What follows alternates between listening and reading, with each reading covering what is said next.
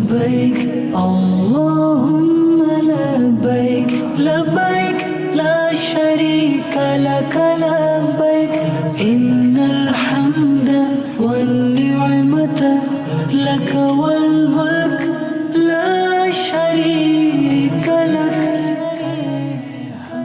الحمد للہ رب العالمین، الصلاۃ والسلام علی سید الانبیاء والمرسلین، اما بعد فاعوذ باللہ من الشیطان الرجیم، بسم اللہ الرحمن الرحیم، الصلاۃ والسلام علیک یا رسول اللہ وعلی آلک واصحابک یا حبیب اللہ، الصلاۃ والسلام علیک یا نبی اللہ وعلی آلک واصحابک یا نور اللہ۔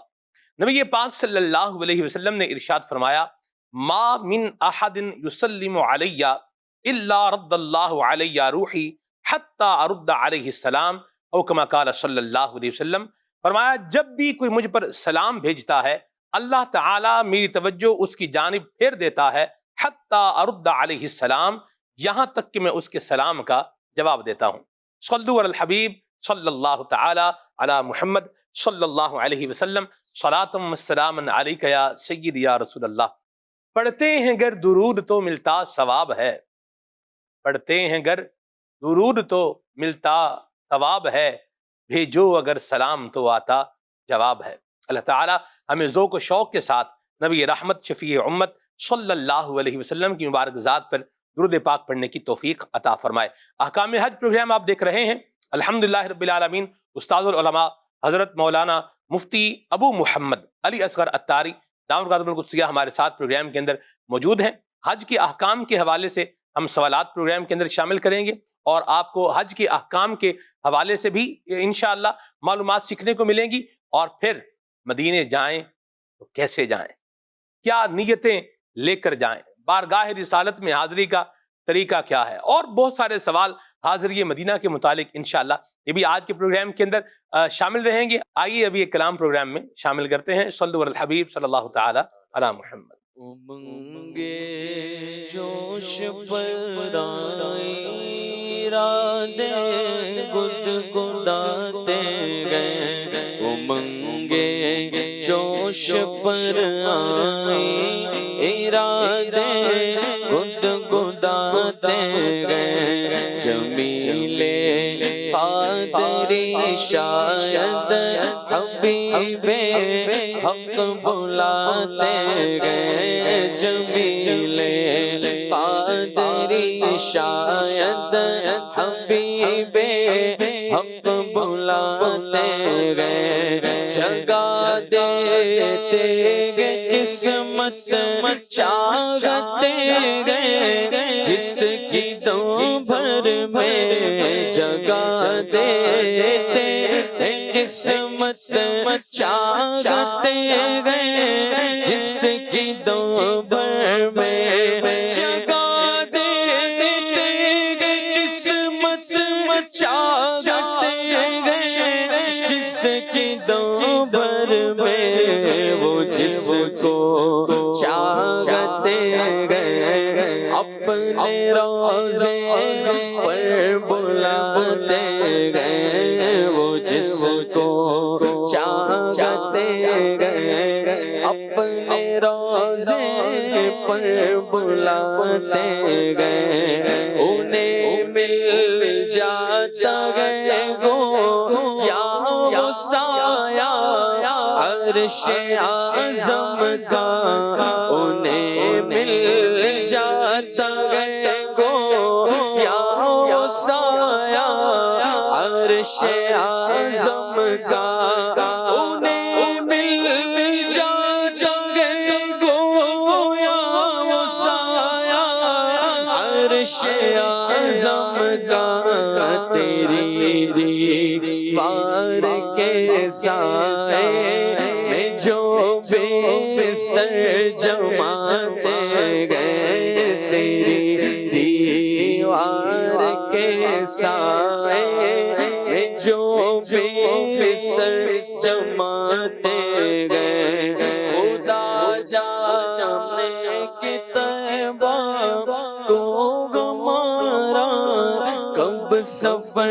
ہوگا، خدا جانے کہ طیبہ کو ہمارا کب کب سفر ہوگا، خدا جانے کہ تقویٰ کو ہمارا کب سفر ہوگا، مدینے کو ہزاروں قافلے ہر سال جاتے گئے، مدینے کو ہزاروں قافلے ہر سال جاتے گئے، صدق جان عالم اس کریمی اور رحیمی کے گناہ کرتے گئے ہم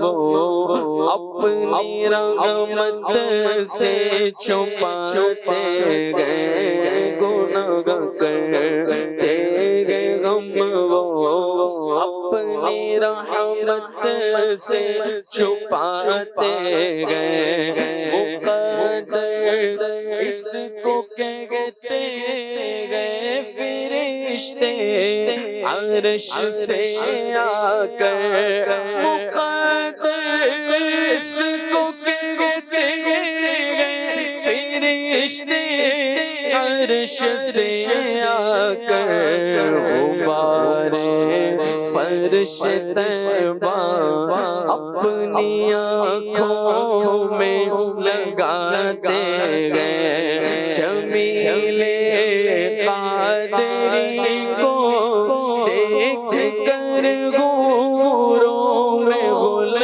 ہوگا، جمیل قادری کو دیکھ کر حوروں میں غل ہوگا، گئے وہ کہ جو جاتے حبیب حق سناتے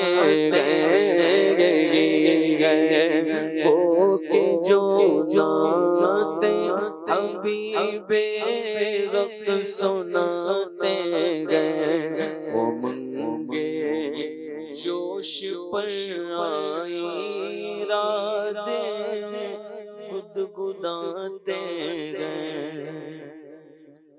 یا مرحبا، ماشاءاللہ، اللہ تعالیٰ ہمیں ذوق والی اور شوق والی مدینہ منورہ کی حاضری عطا فرمائے۔ پچھلے پروگرام میں آپ نے دیکھا کہ الحمدللہ رب العالمین عرفات شریف کے حوالے سے گفتگو رہی، اور حج کی مصروفیات کے حوالے سے بھی مفتی صاحب نے سوالوں کے جواب جو ہے وہ ارشاد فرمائے، اور کچھ پہلو اس میں تشنا تھے، باقی تھے، اس پر انشاءاللہ آج ہم رہنمائی لیں گے۔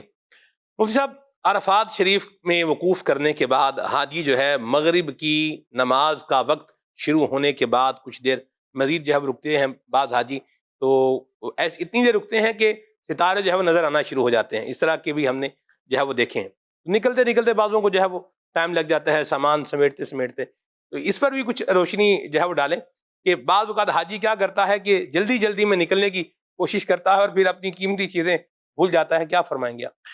دیکھیے، ویسے تو یہ ضروری نہیں ہے کہ ستارے نظر آنا شروع ہو جائیں اس کا انتظار کیا جائے، رات کے ایک لمحے کو پانا ہے، ٹھیک، یعنی مغرب کی جب اذان ہوئی صحیح، تو اس کا مطلب یہ کہ رات داخل ہو گئی ہے، ٹھیک ہو گیا، رات شروع ہوتی ہے جب بھی مغرب کی اذان ہوتی ہے، مغرب کا وقت شروع ہوتا ہے۔ اب کچھ چیزیں ہوتی ہیں انتظامی اور جان کی حفاظت، اور سب سے بڑھ کر یہ کہ قوت کی حفاظت، کیونکہ جان تو خیر جانے کے مواقع کم ہوتے ہیں، لیکن انسان کی ایسی کیفیت ہو جاتی ہے، مشقت میں وہ اتنا پڑ جاتا ہے کہ اگلے جو مراحل ہیں اس کا کرنا مشکل ہو جاتا ہے۔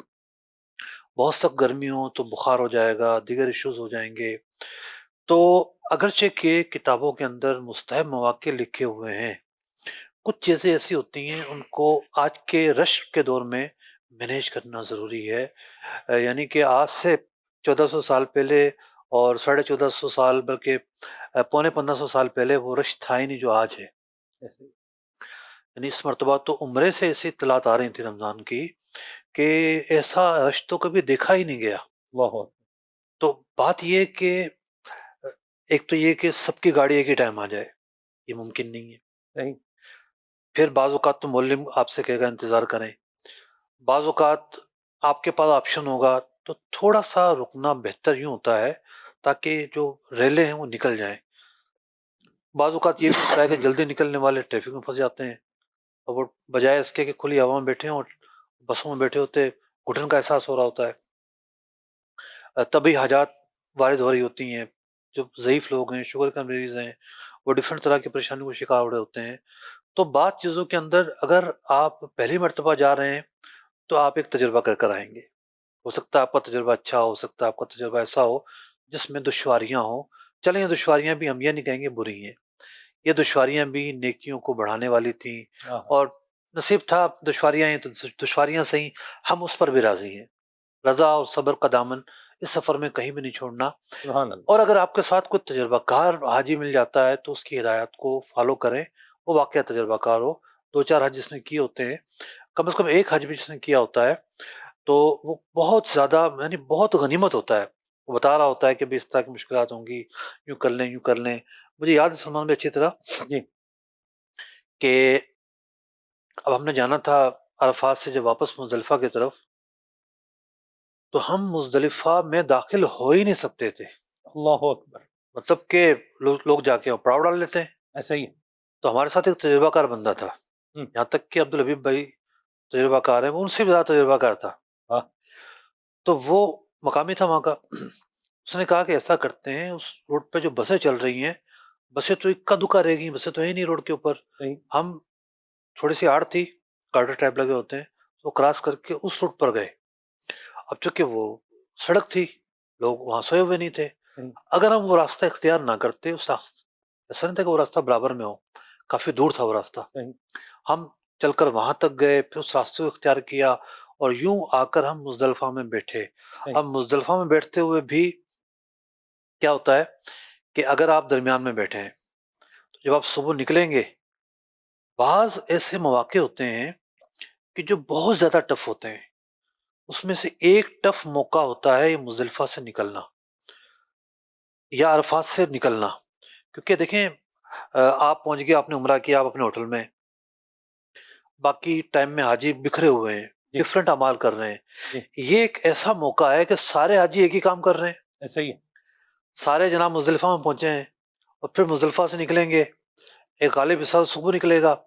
اب سب ایک ساتھ نکلیں گے تو بہت دشواری ہوگی.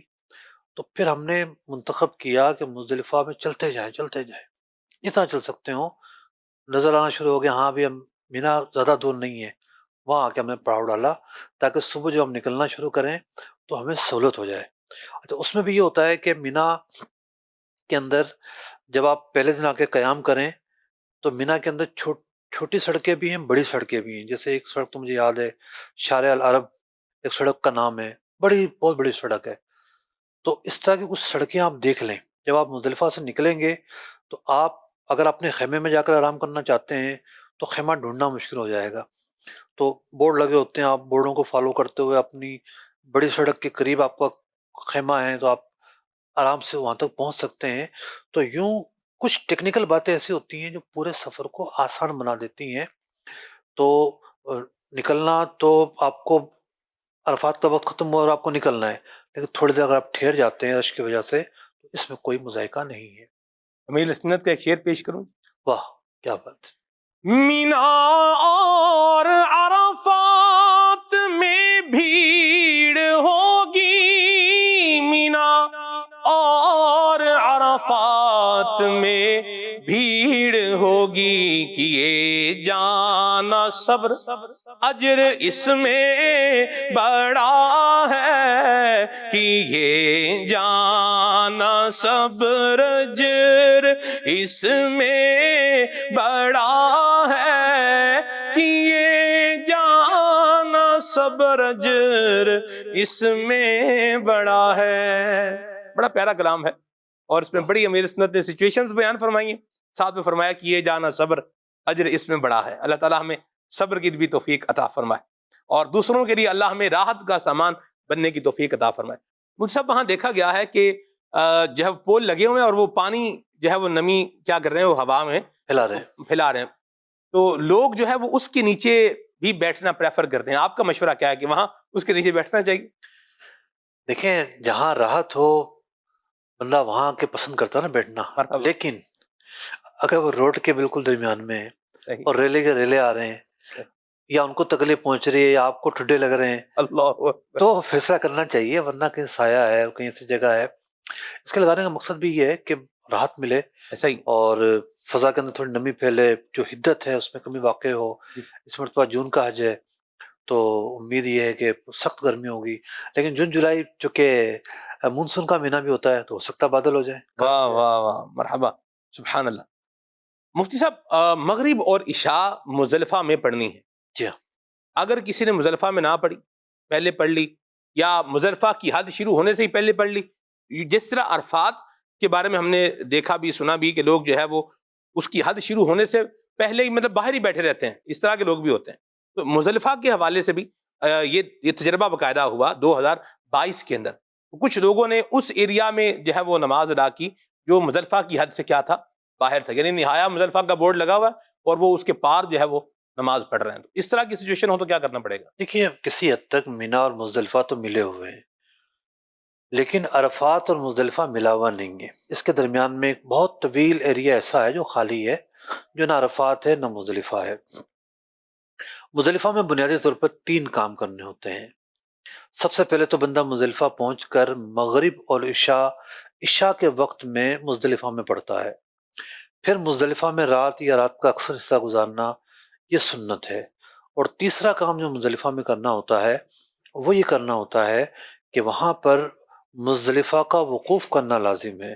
جب فجر کا وقت شروع ہوگا تو طلوع فجر کا وقت ہوتے ہی مزدلفہ کے وقوف کا وقت شروع ہو گیا اور سورج طلوع ہونے تک مزدلفہ کے وقوف کا وقت باقی رہتا ہے۔ ہم کہہ سکتے ہیں کہ یہ 1.25 گھنٹے کا جو تقریباً ٹائم ہے یہ وقوف کا ٹائم ہے۔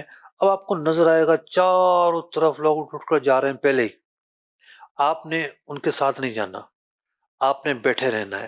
جس طریقے سے عرفات قبولیت دعا کا وقت تھا، وقوف عرفات، اسی طریقے سے جو یہ وقوف مزدلفہ ہے یہ بھی قبولیت دعا کا موقع ہے اور یہ واجب ہے۔ اگر یہ ایک لمحے بھی کوئی مزدلفہ میں اس وقت میں نہیں رکا بغیر کسی شرعی عذر کے تو ترک واجب ہوگا، اس کی جو جنایات ہیں وہ متحقق ہوں گی۔ تو ایک تو یہ ہے کہ قبولیت دعا کا موقع ہے، اور پھر جب جانے کا وقت آئے تو پھر آپ جائیں، اسی میں برکتیں ہی برکتیں ہیں۔ سبحان اللہ۔ نماز باہر جو حد سے پڑھی وہ کیا کرے گا؟ یہ آپ کا دوسرا سوال تھا کہ نماز کہاں پڑھنی ہے۔ جی ہاں جی، میں نے اس کا جواب دیا کہ نماز دونوں ہی نماز ملا کے پڑھنی ہے۔ مغرب کی نماز عشاء کے وقت میں مزدلفہ میں پڑھنی ہے۔ جو نماز مغرب پہلے پڑھ لی ہے وہ نفل کہلائے گی۔ جب آپ مزدلفہ میں پہنچے ہیں نفل کہلائے گی، تو یہاں آ کے دوبارہ مغرب پڑھنی پڑے گی۔ ٹھیک۔ تو یہ واجب ہے یہاں کا نماز پڑھنا۔ ہاں خصوصی حالات کے احکام الگ ہیں، مثال کے طور پہ کوئی راستے میں ہی رہا اور اب نماز فجر کا وقت شروع ہونے کا اندیشہ ہے تو اس کے لیے جداگانہ احکام ہے۔ 27 واجبات کے اندر بہت ساری صورتیں اس مسئلے پر دی ہوئی ہیں کہ کن حالات میں آپ کو کن احکامات پر عمل کرنا ہے۔ مرحبا، ٹھیک ہو گیا جی۔ کنکریاں بھی چننی ہوتی ہیں مزدلفہ سے جی ہاں، شیطان کو مارنے کے لیے۔ لوگوں کو بہت میں نے ایکسائٹڈ دیکھا ہے رمی کرنے کے لیے، اور بعض تو باقاعدہ طور پر جو ہے وہ پتھر ٹائپ جو کنکریاں سے اس کو مطلب اوپر ہی اس کو بولنا چاہیے بھئی موٹے موٹے پتھر کی شیطان کو ماریں گے، تو یوں لے رہے ہوتے ہیں۔ تو اس پر کیا فرمائیں گے آپ؟ یعنی ایکسائٹڈ کئی اعتبار سے ہوتے ہیں۔ ایک تو حج ہو گیا ہوتا ہے، یعنی وقوف عرفہ ہو گیا، اور ایک بہت بڑا پریشر جو نا ریلیز ہو جاتا ہے، تھوڑا ریلیکس موڈ میں آ جاتے ہیں، ٹھیک ہے، اور تھوڑا یوں خوف بھی ہوتا ہے کہ سنا ہے کہ بڑا رش ہوتا ہے گرمی کے دوران، کیا ہوگا کیسے ہوگا، وہ ایک الگ ان کے ذہن میں چل رہا ہوتا ہے۔ تو ہر عبادت کو شوق کے ساتھ کیا جائے، شوق ہونا چاہیے، عبادت کی ادائیگی کا شوق۔ جیسے مثال کے طور پر بعض لوگ ہوتے ہیں نا، بھی شادی فلاں کی کب آئے گی، وہ شادی کب آئے گی، وہ دھن تاری ہوتی ہے، ایسا ہی خاندان میں شادی ہوتی ہے، بھائی بہنوں کی شادی ہوتی ہے، تو ایک انتظار ہو رہا ہوتا ہے۔ تو عبادت کا انتظار ان معنی میں ہو کہ میں نے عبادت کا ایک مرحلہ ادا کرنا ہے، خوش دلی سے ادا کرنا ہے، کوئی غلطی نہ رہ جائے، کوئی کوتاہی نہ رہ جائے، تو ان حدود میں رہ کے ادا کرنا ہے۔ یہ نہیں کہ آپ حدود سے تجاوز کر جائیں اور کنکری جو اٹھانی ہے کھجور کی گٹھلی کی مانند کنکری چننی ہے۔ کنکریاں جو ہیں لوگوں کی سہولت کے لیے جو مزدلفہ میں واش روم جہاں ہوتے ہیں، واش روم سے کافی دور، یہ نہیں ہوتا کہ واش روم کے ساتھ ہی پڑی ہوئی ہیں، مطلب مزدلفہ ایک پورا گراؤنڈ ہے، کوئی خیمہ وہاں لگا نہیں ہوتا. ایک آدھ ایریا میں نے دیکھا ہے کچھ خیمے لگے ہوئے، ورنہ عمومی طور پر پورا گراؤنڈ ہے. لوگ جس کو جہاں جگہ ملتی ہے وہاں بیٹھ جاتا ہے. علاقے بھی مختص عام طور پر نہیں ہوتے، کچھ ایریاز کے ہوتے ہوں تو ہوتے ہوں. تو وہاں پر جو ہے نا وہ کنکریاں ٹرک کے ٹرک ڈالے ہوئے ہوتے ہیں. تو وہاں سے آپ کنکریاں چن لیں. آپ کو پہلے دن کنکری مارنی ہے، 7 کنکری اس کی ہو گئی. 11ویں کو 7 7 7 21 کنکریاں ہیں. اور اس کے بعد 12ویں کو 7 7 7 21 کنکریاں یہ ہیں. 42 اور 7 49 کنکریاں ہو گئی. اور اگر آپ 13ویں کی رمی کرنا چاہتے ہیں تو 21 کنکریاں اس کی ہو گئیں. یوں جو ہے 70 کنکریاں تو آپ نے مارنی ہیں اگر آپ 13ویں کی رمی کرنا چاہتے ہیں، ورنہ 49 مارنی ہے. تو گن کے آپ اگر 13ویں کی رمی نہیں کرنا چاہتے تو پھر بھی 60 70 ڈال لیں، اور 13ویں کرنا چاہتے ہیں تو 80 90 ڈال لیں. بعض اوقات مس پلیس ہو جاتی ہیں، نکل جاتی ہیں. جو میں نے لوگوں کو دیکھا ہے ایک اچھا طریقہ کنکریاں رکھنے کا، کچھ لوگ تو پوٹلیوں میں رکھ رہے ہوتے ہیں، وہ بھی ایک اچھا طریقہ ہے. پوٹلیوں میں رکھ کے اس کو باندھ لیا. کچھ لوگوں نے بوتلیں پانی جن میں پیا ہوتا ہے اس میں گن گن کے ڈال رہے ہوتے ہیں، دھو کے ڈال لی جائے، اس میں ڈال رہے ہوتے ہیں اور رکھ لیتے ہیں. اچھا کچھ لوگ وہ ہیں کہ جو پہلے دن کی بوتل، دوسرے دن کی، تیسرے دن کی. تو یوں ایک اہتمام کیا جائے. عید کا دن آتا ہے نا، باقاعدہ ہم ایک اہتمام کرتے ہیں، عید کی تیاری اور جناب اچھے سے اچھے کپڑے، خوشی. تو یوں عبادت کا ہر مرحلہ اس میں خوش دلی ہونی چاہیے. اللہ تعالیٰ کو وہ عبادت پسند نہیں ہے جو بوجھل دل کے ساتھ کی جائے. وہ نماز ہو، روزہ ہو، طواف ہو، حج ہو، کوئی بھی عبادت ہو. عبادت اللہ کو وہ پسند ہے جو خوش دلی کے ساتھ کی جائے، بندہ رضا مندی کے ساتھ کرے، خوش ہو کے کرے، تو وہ اللہ کی بارگاہ میں مقبول ہوتی ہے. تو کنکریوں کے تعلق سے بھی یہ ہے کہ کنکریوں کا سائز جو ہے کھجور کی جو گٹھلی ہے اتنا ہونا چاہیے. ٹھیک ہو گیا جی. اگر کسی نے 10 ذو الحج کو سورج نکلنے سے پہلے ہی شیطان کو کنکریاں مار دیں، اس کی رمی ہو جائے گی؟ دیکھیں سورج نکلنے سے پہلے اگر کنکری مار دی ہے تو رمی تو ہو جائے گی، لیکن اس وقت میں رمی کرنا مکروہ ہے. پہلے دن کی جو رمی ہے اس کے اوقات کیا ہیں؟ ہمارے پاس ایک چارٹ ہے، آئیے چارٹ دیکھتے ہیں. ناظرین کرام آپ چارٹ دیکھ رہے ہیں، اس میں آپ کو نظر آ رہا ہے کہ پہلے دن کو 4 حصوں میں تقسیم کیا گیا ہے. پہلا وقت ہے طلوع فجر تا طلوع شمس کا وقت. وقت تو شروع ہو گیا ہے لیکن اس وقت میں رمی کرنا مکروہ ہے. دوسرا جو وقت ہے سورج طلوع ہونے کے بعد سے زوال کا وقت، یہ مسنون وقت ہے. تیسرا جو وقت ہے زوال کا وقت شروع ہونے سے غروب تک، یہ مباح وقت ہے. اور چوتھا جو ہے سورج غروب ہونے سے فجر کا وقت شروع ہونے سے پہلے تک کا وقت، یہ مکروہ وقت ہے. اس سے مراد مکروہ تنزیہی ہے. خاص طور پر جو اگلے دن کی جو تفصیل ہے 11ویں اور 12ویں کی تھوڑی مختلف ہے. ان معنی مختلف ہے کہ یہاں 4 قسمیں بنی، وہاں 2 قسمیں بن رہی ہیں. وہاں وقت شروع ہوتا ہے ظہر کی نماز کا وقت جب شروع ہوتا ہے، پھر رمی کا وقت شروع ہوتا ہے فقہ حنفی کے مطابق. وہاں بہت سارے لوگ اس سے پہلے آپ کو جاتے ہوئے نظر آئیں گے تو فقہ شافعی کے ماننے والے ہوتے ہیں، ان کے ایسا درست ہوتا ہے. فقہ حنفی کو فالو کرنے والے جو ہیں ظہر کا وقت جب شروع ہوتا ہے اس کے بعد یعنی کہ جائیں گے. اور بہتر یہ ہے کہ دھوپ چونکہ بہت زیادہ ہوتی ہے تو آپ سپیر میں جائیں، جب سورج ڈھل جائے 3 بجے کے بعد، تو اس وقت جانا زیادہ مفید رہتا ہے. کسی وجہ سے کوئی ضعیف ساتھ ہے یا کوئی بوڑھا ساتھ ہے یا آپ کو کسی وجہ سے لیٹ ہو جاتی ہے، اگر کوئی رات کو کنکریاں مارتا ہے تو یہ ناپسندیدہ عمل ضرور ہے لیکن کنکریاں بہرحال ہو جاتی ہے، ترک واجب نہیں کہلائے گا. تو دوسرے دن کی جو کنکریوں کا چارٹ ہے یہ بھی آپ اسکرین پر دیکھ رہے ہیں، اور یہ اس کے اوقات ہیں، 2 قسم کے اس کے اوقات ہیں. تیسرے دن بھی یہی تفصیل ہے.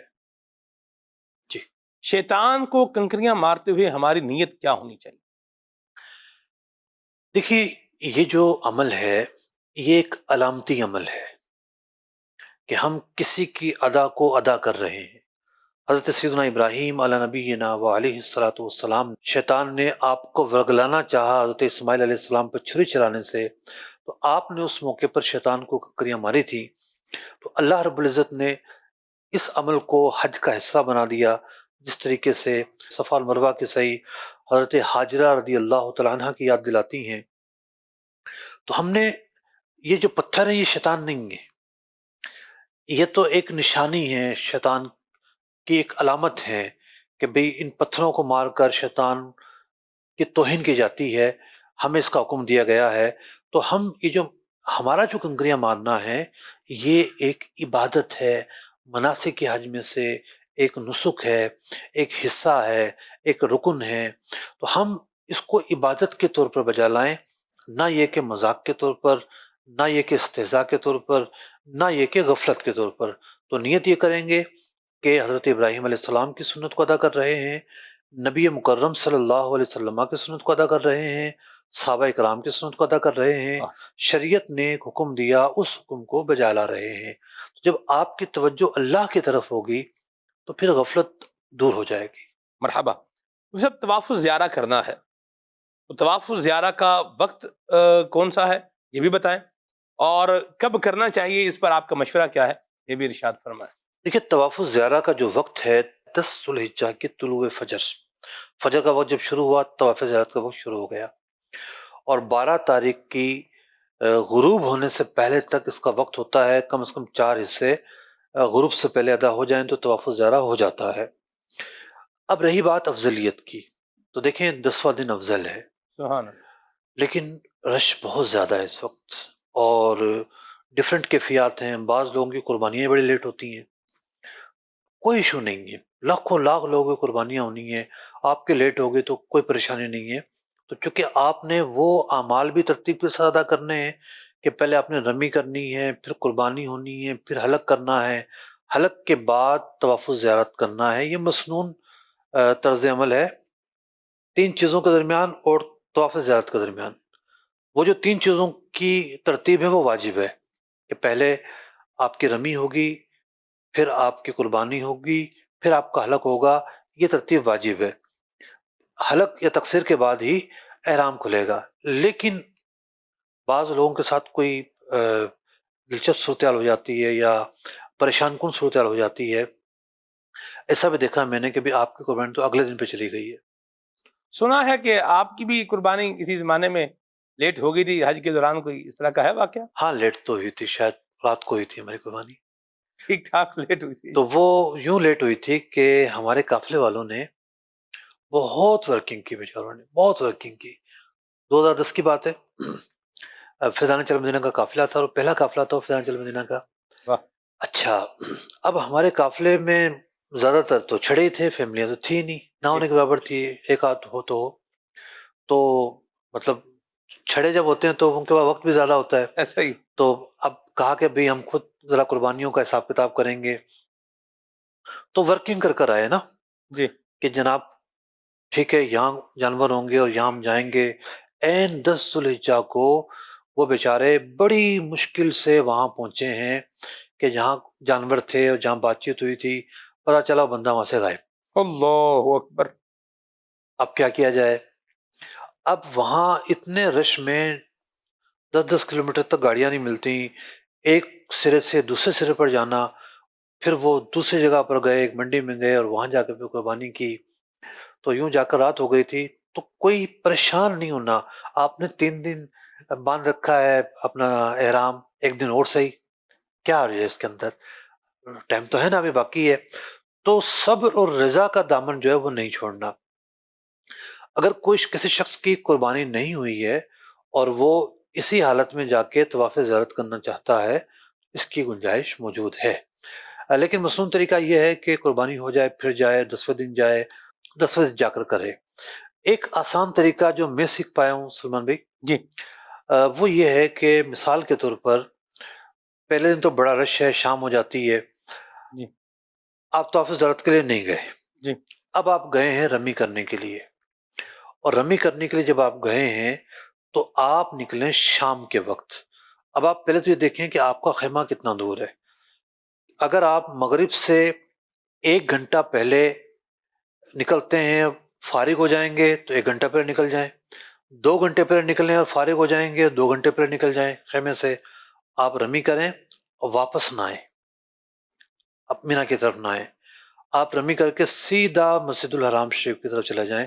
پیدل جانا چاہیں تو یہی آپ راستہ لیں گے، آگے سے چلتا ہوا تو شٹر لگا ہوا ہے، چھجا جس کو بولتے ہیں، یا چھت لگی ہوئی ہے پوری، تو اس کے نیچے چلتے جائیں، کوئی گاڑی وغیرہ پکڑنی تو گاڑی بھی مل جائے گی۔ آپ جا کر سیدھے تھوڑا سا انتظار کر لیں عشاء کے بعد، تھوڑا رش ہوتا ہے، آدھا ایک گھنٹہ آپ نے انتظار کیا، اس کے بعد آپ نے طواف زیارت کیا، اور طواف زیارت کرنے کے بعد آپ واپس منی آ جائیں۔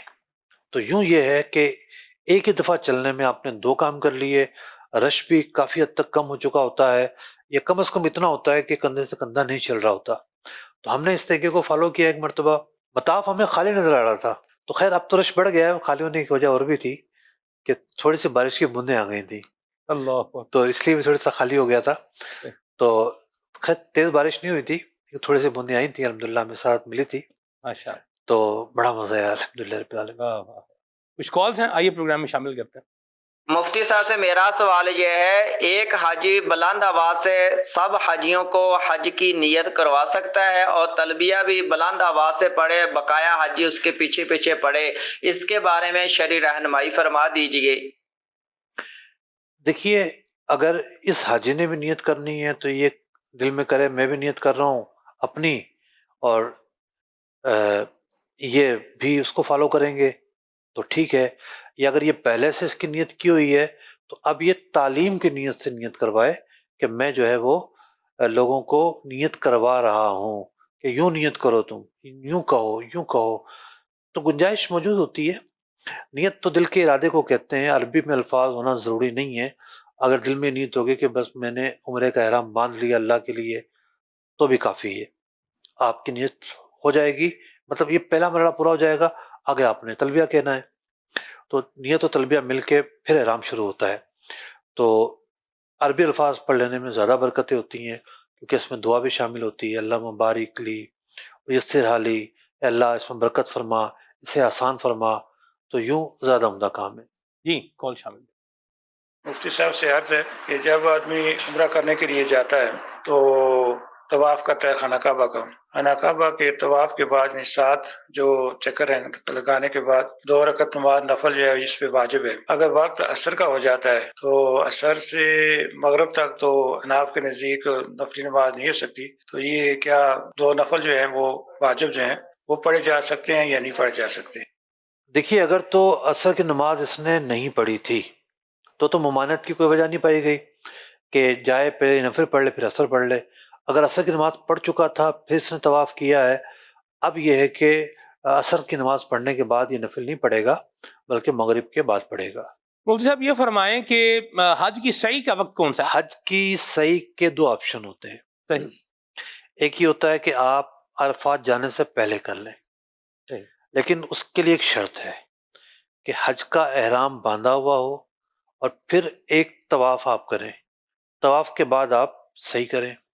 اچھا قارن نے تو باندھا ہوتا ہے، صحیح، اس کے لیے تو آسان ہے، مثال کے طور پر کوئی 2 ذوالحجہ کو پہنچا ہے، اس کے پاس 4-5 دن ہیں، تو وہ جا کر طواف عمرہ کرے گا، عمرے کی صحیح کرے گا، پھر طواف قدم کرے گا، طواف قدم کے بعد کسی بھی دن وہ صحیح بھی کر سکتا ہے۔ اچھا اس نے پہلے صحیح کر لی حج کی، طواف زیارت کے بعد کرنے کی ضرورت ہی نہیں پڑی۔ اب جو تمتع والا ہے وہ حج کا احرام باندھے گا 7 تاریخ کو یا 8 تاریخ کو، اب وہ آتا ہے مسجد الحرام شریف، تو مسجد الحرام شریف میں تو اس کو جگہ ہی نہیں ملے گی، اتنا رش ہوگا، اب وہ آ کے اس کا ایک طواف کرنا بھی ضروری ہے، طواف اگرچہ کہ نفلی ہے لیکن صحیح کے لیے ضروری ہے کہ وہ پہلے طواف پایا جائے، یہ ہے بڑا مشکل، تو یہ لوگ بعد میں کرتے ہیں۔ تو اچھا بعد میں جب کرتے ہیں تو عام طور پر یہ ہوتا ہے کہ عمرے کی صحیح ہو یا جو قارن نے کی ہے پہلے، یہ احرام میں ہوتی ہے، جو بعد میں کر رہے ہوتے ہیں لوگ تو احرام اتر چکا ہوتا ہے۔ اچھا احرام اتر گیا ہے تو طواف زیارت جب کرتے ہیں تو کچھ چیزیں ایسی ہیں طواف میں جو صحیح کے تابع ہیں، جیسے نفلی طواف میں رمل نہیں ہوتا صحیح، کیونکہ نفلی طواف کے بعد صحیح نہیں ہے، تو اگر قران کرنے والا پہلے طواف کر چکا تھا، صحیح کر چکا تھا حج کی، طواف زیارت میں وہ رمل نہیں کرے گا۔ یہ جو حاجی ہے جس نے حج کے بعد صحیح کرنی ہے، طواف زیارت میں یہ رمل کرے گا، اور اگر احرام نہیں اترا تھا تو اجتباء بھی کرے گا۔ اب جا کر طواف زیارت کے بعد یہ صحیح کر لے، صحیح کا جو وقت ہے، جیسے طواف زیارت کا ایک وقت بیان ہوا کہ 12 کی غروب سے پہلے پہلے کرنا ہے اکثر حصہ، تو صحیح کا اختتامی وقت مقید نہیں ہے، کہ آپ نے اس وقت تک یہی کرنا ہے، بلکہ صحیح کا جو وقت ہے وہ اوپن ہے. آپ کا جب تک قیام ہے آپ کر سکتے ہیں، میقات عبور کرنے سے پہلے صحیح جو ہے وہ کی جا سکتی ہے. ٹھیک ہو گیا. مفتی صاحب آپ نفلی طواف کا تو آپ فرما رہے ہیں، ہم نے طواف کے مسائل احکام بیان کیے، اس میں بھی نفلی طواف کا بڑا ذکر ہوا.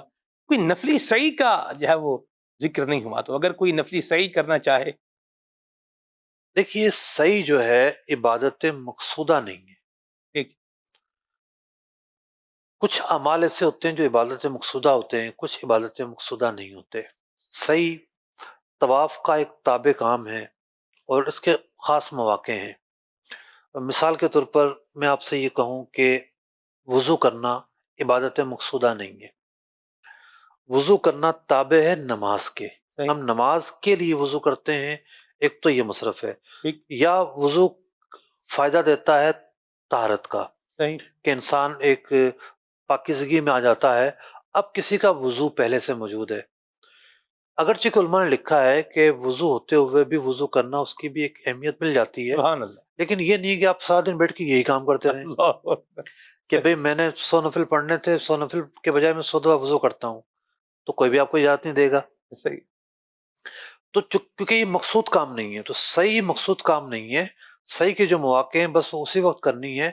طواف ایک مقصود عبادت ہے، طواف تعظیم پر مشتمل ایک کام ہے. نماز کی طرح اس کے احکام ہیں کہ کچھ رعایتیں ضرور ہیں اس کے اندر، مثال کے طور پر گفتگو کی اجازت مل گئی ہے، پانی پی سکتے ہیں، لیکن کچھ جو اس کے احکام ہیں وہ نماز جیسے ہیں. مثال کے طور پر ستر عورت نماز میں بھی ہے، یہاں بھی ہے. وضو وہاں بھی ہے، یہاں بھی ہے. اگرچہ کہ فرض اور واجب کا فرق ہے کہ نماز میں وضو یعنی طہارت حکمیہ حقیقیہ یا بڑی طہارت چھوٹی طہارت، یہ جو طہارت ہے نماز میں فرض ہے، یہاں واجب ہے. تو بعض باتوں میں مماثلت موجود ہے. تو طواف جو ہے خود مقصود عبادت ہے، ایک بہت ہی افضل عبادت ہے. نفلی صحیح نہیں ہوگی. نفل صحیح نام کی کوئی عبادت نہیں ہے. ٹھیک ہو گیا جی. صحیح. مفتی صاحب حج جو ہے وہ کر لیا، قربانی جو ہے وہ ہو گئی، اور اب حلق کی باری ہے. بڑے آرام سے آپ نے کہہ دیا ہو گئی. جتنا زیادہ حاجی قربانی میں پریشان ہوتے ہیں اللہ اللہ اللہ، ایسی بات ہے. باقی سب چیزیں تو آسان ہے، ایک ٹریک بنا ہوا ہے، آپ چلتے جائیں گے، سب چیزیں ہوتی جائیں گی. دیکھیے کتنی عظمتیں حج کے اندر. جی. کسی کو کچھ بھی نہ آتا ہو، ہاں جی. بس وہ فالو کر لے قافلے کو. سبحان اللہ. ظاہر بات ہے سمجھدار لوگ بھی ہوتے ہیں، جی. وہ حج کا احرام باندھا، ہمیں باندھ لیا، عرفہ چلے گئے، مزدلفہ آ گئے، رمی کر لی، اس کے بعد باقی افعال. لیکن اب قربانی کرنی ہے، ہاں جی. یہ بڑا مشکل ہوتا ہے. قربانی کے نام پہ بڑے بڑے فراڈ ہوتے ہیں، لوگ بکنگ کر رہے ہوتے ہیں کہ جناب آپ ہمیں پیسے دے دیں ہم قربانی کریں گے. پتہ چلتا ہے جانور ہوتے ہیں اس کے بعد 50 اور 500 بکنگ کی ہوتی ہے اس نے. کون دیکھنے آئے گا؟ مطلب آپ سن کے حیران ہو جائیں گے، یہ حج 2022 میں نے سنا قربانی کا ریٹ کوئی کسی کو بتا رہا تھا، اس نے کہا جی 350 ریال. وہ جو ساتھ ایک آدمی تھا نا وہ چونک اٹھا، 350 ریال. تو اس نے کہا کہ آپ یہ بتائیں کہ آپ کو خون والی قربانی کروانی ہے یا فون والی قربانی کروانی ہے؟ اچھا. ہاں جی. ایک خون والی قربانی یعنی جس میں جانور کیا ہوگا، قربان ہوگا، ہاں. اس کا ریٹ کیا ہے، الگ ہے. اور ایک ہے فون والی قربانی، یعنی آپ کو فون آ جائے گا کہ جی آپ کی کیا ہے، قربانی ہو گئی. میں پہلی دفعہ سن رہا ہوں کہ فراڈ بتا کے فراڈ کر رہا ہے. جو کر رہا تھا نا اس نے نہیں یہ بتایا، اچھا یہ دوسرا بندہ جو ہے نا وہ ادھر اس کو سمجھا رہا تھا. تجربہ کار تھا، وہ اس کو بتا رہا تھا ٹھیک. کہ جب آپ نے اتنے پیسے جو ہے وہ لگائے ہیں تو آپ 100 ریال یا 200 ریال جو ہے وہ بچا کر کے آپ نے کون سی بڑا جو تیر مار دینا ہے. لیکن آپ دیکھیں سر 700-800 کی قربانی چلتی ہے آج کل. جی 700-800 کی تقریباً ہوتی ہے. جی 650 میں بھی ہو جاتی ہے، 700 میں بھی ہو جاتی ہے، 720 میں بھی ہو جاتی ہے. حاجیوں کا واقعی یہ بہت بڑا مسئلہ ہے. ایک بات اب یہ مسئلہ چل ہی نکلا ہے تو آپ اس پر رہنمائی فرمائیں کہ حج کی قربانی میری ذمہ داری ہے یا میں نے جیسے فیصل بھائی ہیں ہمارے، ان کے سپرد کر دیا، ہاں جی ٹھیک ہے جی آپ قربانی کر دیں جی. اب فیصل بھائی نے وقت میں قربانی نہیں کی، جیسے اس کا ایام نہر کے اندر ہونا بھی اس کے واجبات میں سے، وقت میں نہیں کی یا اس کو بتا دیا قربانی ہو گئی ہے، ہوگی اور احرام کی نہیں. کھول دیا، ہاں جی. ٹھیک ہے، اور اس نے قربانی کی نہیں. ہاں جی. تو دیکھیے جس کے ساتھ آپ معاہدہ کرنے لگتے ہیں نا تو اس کے ساتھ اپنے نمائندے بھیجیں. مرحبا. مطلب چندہ کر لیں آپس میں، ٹرانسپورٹیشن کے اخراجات آئیں گے ہم سب آپس میں تقسیم کر لیں گے. قافلے تو ہوتے ہی ہیں، تو 20 آدمی 15 آدمی 30 آدمی ایک گروپ بنا لیں اور 5 بندے چلے جائیں، یا گاڑی میں جتنے بندے آ سکتے ہیں 4 آ سکتے ہیں، 4 بندے چلے جائیں، اور جا کر وہاں کہ بھئی ہم آئیں گے، آ کر جانور دیکھیں گے، جانور سلیکٹ کریں گے، بھلے آپ 500 یا زیادہ لے لو ہم سے. صحیح قربانی بھی ایک عبادت ہے نا، صحیح ہے. اور وہ عبادت عمدہ طریقے سے اور زیادہ فائدہ ہے. تو جہاں آپ نے دوسرے پر اعتماد کیا، سستی کی، وہاں دوسرا صحیح نکلا تو صحیح نکلا، خراب نکلا تو خراب نکلا. جب فراڈ ہو رہے ہیں تو بعض اوقات ہم ان فراڈ کرنے والوں کے معاون و مددگار بنتے ہیں. صحیح ہم اپنی تھوڑی سی سستی کی وجہ سے ان کو موقع دے رہے ہوتے ہیں. خود مزدلفہ کے اندر جو ہے نا سلاٹر ہاؤس موجود ہے، آپ کو بہت دور جانے کی ضرورت بھی نہیں ہے. میرا مشورہ یہ ہے کہ آپ 7 تاریخ کو تو چلو یہ حج کے جو چیزیں ہیں وہ شروع ہو جاتی ہیں، 8 سے تو ایام شروع ہو جاتے ہیں. آپ نے مکہ مکرمہ بالفرض 10 دن رہنا ہے حج سے جانے سے پہلے، تو آپ ان 10 دنوں میں ذرا گھوم پھر لیں کہ منڈی کہاں ہے، کہاں لگتی ہے، اگر میں مینا سے آؤں گا تو مجھے کیا ٹرانسپورٹیشن ملے گی. لیکن ذہن میں یہ رکھیے گا کہ جہاں کی میں امید رکھ رہا ہوں یہاں سے نہیں ملے گی، مجھے 2-4 کلومیٹر چلنا ہی پڑ جائے گا. تو کس جگہ ملے گی، ان کی گوگل میپس لے لیں، لوگوں سے کچی بات کر لیں، ٹھیک ہے ہم آئیں گے، آپ موجود ہوں گے، ہاں ٹھیک ہے ہم موجود ہوں گے. بیان وغیرہ نہ دیں، جو آپ آزاد رہیں گے. اوپن مارکیٹ میں آپ اچھی طرح بارگیننگ کر سکتے ہیں. پہلے بیان دے دیا، پتہ چلا بندہ ہی نہیں ملا آپ کو. تو ایک تو مکہ مکرمہ میں پہلے تو ایک بازار ہوا کرتا تھا کاکیا میں، کاکیا سے سنا شفٹ ہو گئی آج کل، آگے تھوڑا سا آگے چلی گئی ہے، ایک کاکیا کا بہت دور ہے. لیکن خاص مزدلفہ کے اندر بھی سلاٹر ہاؤس موجود ہیں. اس کے اندر آپ جاتے ہیں، جانور منتخب کرتے ہیں، فیس جمع کراتے ہیں، اور جانور آپ کے سامنے قربان ہو جاتا ہے. تو طریقے تو موجود ہیں، آپ اس طریقے پہ عمل کریں نا. مرحبا. پیارے آقا علیہ الصلوۃ والسلام نے اپنے مبارک ہاتھوں سے 63 اونٹ نہر فرمائے. اللہ اللہ. ٹھیک ہے، تو یہ بھی ایک فریضہ ہے، اس فریضے کو آپ خود ادا کریں، بڑا مزہ آئے گا، کم از کم آپ کی آنکھوں کے سامنے تو. سبحان اللہ. صاحب ایک بات اور بھی جی میں جی. چاہوں گا اس کو بھی بیان فرما دیں. اب اتنی ساری ہم گفتگو کر رہے ہیں، بعض اوقات جیسے 50 جانور ہیں، 50 حاجی جی قربانی کر لی، ہاں جی کر لی، یہ 50 بکرے جو ہے وہ کھڑے ہیں، ٹھیک ہے جی بھی کر دو، یہ 50 حاجی یہ لسٹ بنی ہوئی ہے، اس لسٹ کے یہ 50 بکرے جو ہے وہ قربان کر دو. اب اس میں متعین تو ہوا نہیں کسی کا، جیسے آپ کی قربانی کرنی ہے تو آپ کا بھی متعین کوئی نہیں ہے، میری کرنی ہے میرا بھی متعین کوئی نہیں ہے، فیصل بھائی کا بھی کوئی نہیں ہے، مدنی بھائی کا بھی کوئی نہیں ہے، سجاد بھائی کا بھی کوئی نہیں ہے. یعنی یہاں جس کی قربانی کرنی ہے جانور متعین کوئی نہیں ہے. بھئی 50 بندے آپ کے قربانی کے تھے جی، 50 بکرے ہم نے کیا کر دیے، قربان کر دیے. اس کے بارے میں بھی ارشاد فرما دیں، کیا حکم ہوگا؟ قربانی کرنے والوں کو بنیادی مسائل بھی پتہ نہیں ہوتے. ایسا ہی بعض اوقات تو ایسی عجیب و غریب صورتحال ہوتی ہے کہ اصلاً قربانی ہوتی نہیں ہے. دیکھیں، تعین کرنا ملکیت کا فائدہ دیتا ہے نا، کہ کون سا جانور کس کا ہے. تو کون سا جانور کس کا ہے، ہر آدمی کا الگ الگ جانور ہے نا. یہ کوئی ایسا تو نہیں کہ 50 جانوروں میں سب کا ایسا ہو جائے، یہ تو قربانی نہیں ہوگی. ایک گھر آپ خریدتے ہیں، کئی لوگوں نے مل کے خرید لیا، سب کا شیئر اس کے اندر نہیں. یہاں تو ہر جانور ایک الگ بندے کا ہوگا. تعین کرنا ضروری ہے. اس کا ایک آسان طریقہ وہی ہوتا ہے کہ آخر میں ہاں بھی یہ جانور فلاں کا آ گیا، کاٹا لگا دیا، یہ جانور فلاں کا آ گیا، قربان کر دو، کاٹا لگا دیا. تو یوں تعین ہوتا جائے گا. صحیح ہو گیا. تو یوں بہت سارے لوگ آپ کو کہیں گے ہاں ہاں کامل ہے، کامل ہے، بکرا ہے تو پورا ہے، سال کا ہے. وہ سال کا ہوگا ہی نہیں، شکل سے نظر آ رہا ہوتا ہے، تو 6 مہینے کا بھی نہیں ہے. تو ان چیزوں کا بھی خیال رکھنا ضروری ہے. آپ کے سامنے ہوگا تب یہ چیزیں کور ہو سکتی ہیں. اللہ تعالیٰ ہمیں خوش دلی کے ساتھ قربانی کرنے کی توفیق بھی عطا فرمائے. بعض اوقات حاجی سستی دکھا رہا ہوتا ہے یا سوچ رہا ہوتا ہے میں تھک بہت گیا ہوں، مل کر کلیکٹیو ایفرٹ سے کام کریں گے تو انشاءاللہ جیسے مفتی صاحب قبلہ نے فرمایا تو یہ آپ کے لیے اطمینان بھی رہے گا، اور عبادت میں انشاءاللہ الکریم اپنے گئے ہی اسی کام کے لیے تو کریں گے تو انشاءاللہ اطمینان بھی رہے گا اور اس کا ثواب بھی ملے گا. مفتی صاحب آپ نے ویسے خود کبھی قربانی کی؟ 2 سال پہلے مجھے شوق ہوا کہ میں خود ہی کروں گا سب چیزیں. واہ. تجربہ تو کرنی تھا اتنا، مطلب بچپن میں کبھی دیکھا ہوگا والد صاحب کو کرتے ہوئے، بھائی کو کرتے ہوئے. ہمارے گھروں میں تو سندھ میں تھے تو خود ہی کرتے تھے. کیا بات. وہاں کا صاحب بہت کم لوگ یوز کرتے ہیں، خود ہی کر لیتے ہیں. صحیح. لیکن میں نے جناب کر لی. سبحان اللہ. اب کر لی، بس کھال اتارنے میں تھوڑی سستی ہوئی، تھوڑا ٹائم زیادہ لگا، ٹھنڈا ہو جاتا ہے پھر مشکل ہوتی ہے. جی. کھال اتارنے میں بڑی ٹائم لگا، تو بلال گھر والوں کو بھی ساتھ ملایا اور جیسے تیسے کھال بھی اتر گئی. گوشت بھی الحمدللہ سارا خود کیا. واہ واہ مرحبا. روٹیاں ساری خود بنائی. تو یہ ہے کہ کر لیا الحمدللہ رب العالمین. سر ہڈیوں کا آپ نے قیمت نہیں بنایا؟ نہیں ایسا نہیں ہے، ایسا نہیں ہے. اور ہڈیوں کو چھرا پکڑنا آنا چاہیے، چھرا یا بگدہ جو ہے نا، ہاں پکڑنا آنا چاہیے. آپ کو اگر ایک چوٹ ماریں گے تو کیما نہیں بنے گا، اگر آپ کئی چوٹ ماریں گے تو پھر کیما بنے گا. یہ الگ بات ہے کہ وہ ہاتھ کا جو اشر ہوتا ہے نا، زور لگا لگا کر وہ ایک تھکاوٹ دیتی 2-3 دن تک. واہ واہ مرحبا. مفتی صاحب جیسے حج کی مصروفیات سے فارغ ہو گئے لیکن طواف وداع ابھی تک نہیں کیا، تو حاجیوں کی ایک تعداد ہوتی ہے جو طائف زیارتوں کے لیے جا رہی ہے، بنی سعد جو ہے وہ جا رہی ہے زیارت کرنے کے لیے، تو کیا ان کو جانا چاہیے؟ دیکھیے طواف وداع جو ہے، ایک تو میں وضاحت کر دوں، عمرہ کرنے والوں پہ نہیں ہے. بعض عمرہ کرنے والے پوچھتے ہیں ہم طواف وداع کب کریں گے. طواف وداع اس حاجی پر ہے کہ جو میقات کے باہر سے گیا ہے.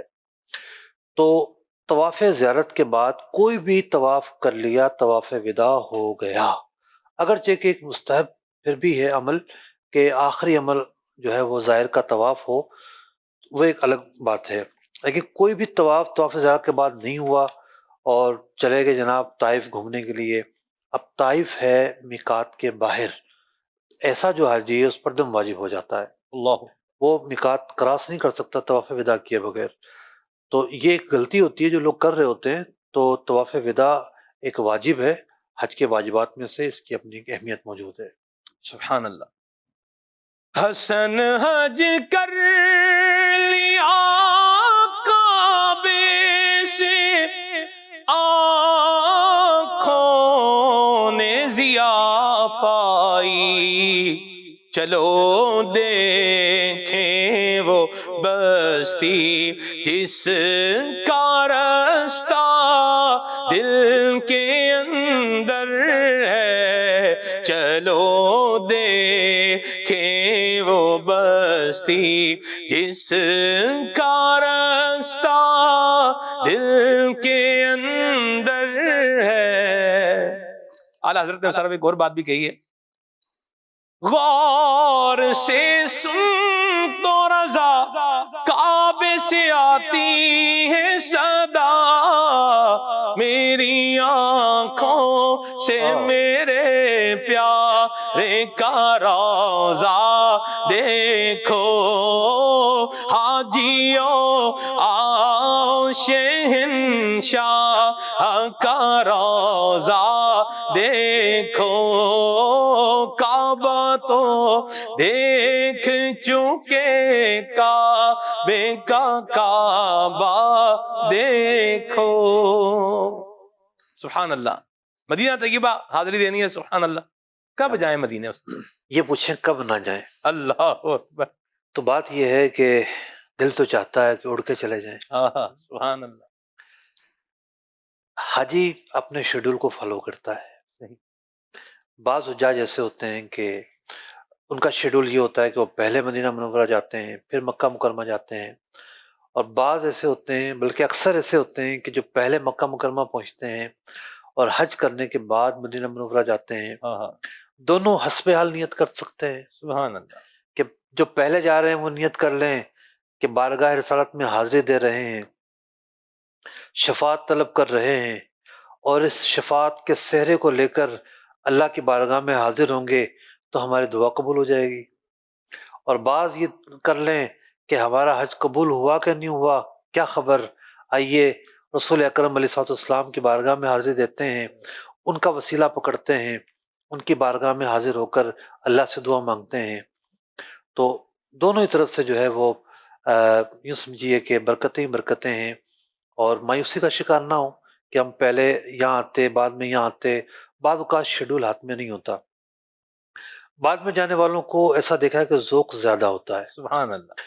کیونکہ وہ کافی دن ہو گئے ہوتے ہیں نا آئے ہوئے، پھر وقوف عرفہ ہو چکا ہوتا ہے. سبحان اللہ. یعنی بندہ جب وہاں سے نکلتا ہے گناہوں سے دھل چکا ہوتا ہے، پاک و صاف ہوتا ہے، تزکیہ قلب ہوتا ہے، گویا کہ آج ہی ماں کے ہاں سے پیدا ہوا ہے. تو اس کے اندر ایک جذبے کا، ولولے کا عجب عالم ہوتا ہے. اور یہ بھی دیکھا ہے کہ زیادہ دیر ہو جائے جن لوگوں کو ان کا جذبہ ٹھنڈا بھی ہو جاتا ہے. اللہ. تو جو لوگ پہلی دفعہ مدینہ منورہ پہنچے ہیں ان کا جذبہ زیادہ ہو، یہ بھی ایک اہم چیز ہے. تو جس طریقے سے وہ ہے نا، طیبہ نہ صحیح افضل مکہ ہی بڑا زاہد، ہم عشق کے بندے ہیں کیوں بات پڑھائی ہے. تو بعض چیزیں ایسی ہوتی ہیں کہ اس میں ڈفرینٹ زاویوں سے دیکھ کے کوئی نہ کوئی راہ نکل ہی آتی ہے. تو شیڈول کو فالو کریں، جو کیفیت ہے اس پہ خوش رہیں، راضی رہیں. سبحان اللہ. اس بے قراری، یعنی ایک ہوتا ہے نا، بے قراری تو ایک بڑی اچھی چیز ہوتی ہے.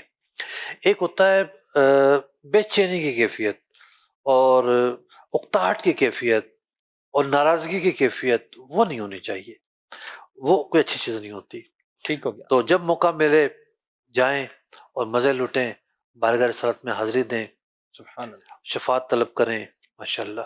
مدینہ شریف جانے میں نیت ہماری کیا ہونی چاہیے؟ مدینہ شریف کی حاضری زندگی کی سب سے بڑی خوشی ہوتی ہے، سب سے بڑا دل کا قرار ہوتا ہے کہ ہم اپنے پیارے آقا صلی اللہ علیہ وسلم کی بارگاہ میں حاضر ہو رہے ہیں. دنیا کی بڑی سے بڑی خوشیاں دیکھی ہوتی ہیں، ان سب خوشیوں کو ایک طرف رکھ کے بندہ یہ سوچے کہ میں اب زیادہ خوش ہوں یا اپنی ان خوشیوں پہ زیادہ خوش تھا. کیونکہ اللہ رب العزت کے محبوب علیہ الصلوۃ والسلام کی خدمت میں حاضری ہے. آپ صلی اللہ علیہ وسلم کی قرب کی برکتیں اسے ملیں گی. جو قرب ہے نا، قرب، یہ پورا ایک فلسفہ ہے. اللہ اکبر. آپ دیکھیے، ایک صحابی حاضر ہوئے تو وہ یہ تھے کہ پتہ نہیں کیا معاملہ ہوگا میرے ساتھ. حضور نے فرمایا المرء مع من احبہ، کہ جو بندہ جس سے محبت کرتا ہے قیامت میں اسی کے ساتھ ٹھکانہ ہوگا. سبحان اللہ. راوی کہتے ہیں یہ سن کے ہمیں اس دن جو خوشی حاصل ہوئی، ایسی خوشی کبھی حاصل نہیں ہوئی تھی. سبحان اللہ. کس چیز کی خوشی؟ صحابہ کرام کے لیے سب سے بڑی دولت کیا تھی؟ نبی مکرم صلی اللہ علیہ وسلم کی بارگاہ میں حاضری، آپ کا قرب. اور ان کو تو ستایا کرتی تھی یہ بات کہ جنت میں کیا ہوگا. وہ نا ایک صحابی حضور کو وضو کرواتے ہیں اور حضور فرماتے ہیں سل یا ربیہ، اے ربیہ مانگ، کیا مانگتا ہے؟ وہ عرض کرتے ہیں اسألک المرافقۃ فی الجنہ، یا رسول اللہ میں آپ کی بارگاہ میں جنت میں آپ کا قرب مانگتا ہوں. مطلب حضور علیہ الصلوۃ والسلام کا جو قرب ہے، آپ سے نزدیکی، آپ سے دوری نہ ہونا، آپ کی برکتیں پانا، یہ صحابہ کرام علیہ مردوان کے لیے سب سے بڑی دولت ہوا کرتی تھی. مشہور واقعہ حضرت صوبان رضی اللہ تعالیٰ عنہ کا، ٹکی باندھ کر دیکھ رہے ہیں، افسردہ ہیں. حضور نے پوچھا کیا ہوا؟ عرض کرتے ہیں یا رسول اللہ صلی اللہ علیہ وسلم، یہاں تو جب چاہتے ہیں آپ کی بارگاہ میں حاضر ہو جاتے ہیں.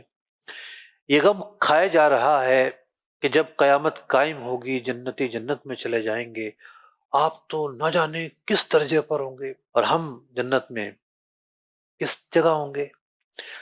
تو یہ غم کھایا جا رہا ہے کہ ہم جنت میں آپ کا دیدار کیسے کر سکیں گے. یعنی وہاں بھی صحابہ کرام علیہ رضوان کو حضور اکرم علیہ الصلوۃ والسلام کی قرب کی پرواہ تھی کہ یہ اس قرب سے دوری کہیں ہمیں نہ ہو جائے. ان کی آرزو، ان کی تمنا، ان کی جستجو، ان کی محبت اور ان کی لگن سچی تھی. حضرت جبریل امین آیت لے کر نازل ہوتے ہیں من یطع اللہ والرسول فاولئک مع الذین انعم اللہ